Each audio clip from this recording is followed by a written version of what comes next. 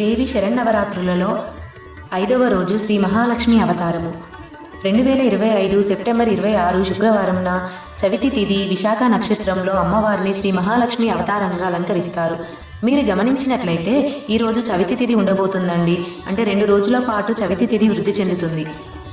ఈ అవతారంలో అమ్మవారిని గులాబీ రంగు చీరలో అలంకరిస్తారు. ఈ అవతారంలో అమ్మవారికి సమర్పించే నైవేద్యాలు పూర్ణాలు, రవ్వ కేసరి సమర్పిస్తారు. ఎర్ర గులాబీలు, కలవలతో పూజ చేస్తారు. ఈ రోజున అమ్మవారిని శ్రీ మహాలక్ష్మి అష్టకంతో పూజిస్తారు, లేదా శ్రీం హ్రీం ఐ మహాలక్ష్మి నమః అనే స్తోత్రంతో పూజ చేస్తారు.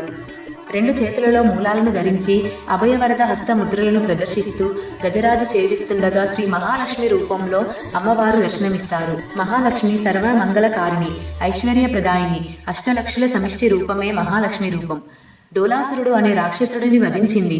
శక్తి త్రయంలో మధ్యశక్తి. మహాలక్ష్మిని ఉపాసిస్తే ఫలితాలు త్వరితంగా కలుగుతాయి.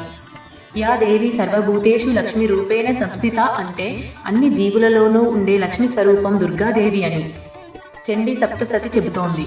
శరన్నవరాత్రుల్లో మహాలక్ష్మిని పూజిస్తే సర్వమంగళ మాంగళ్యాలు కలుగుతాయి.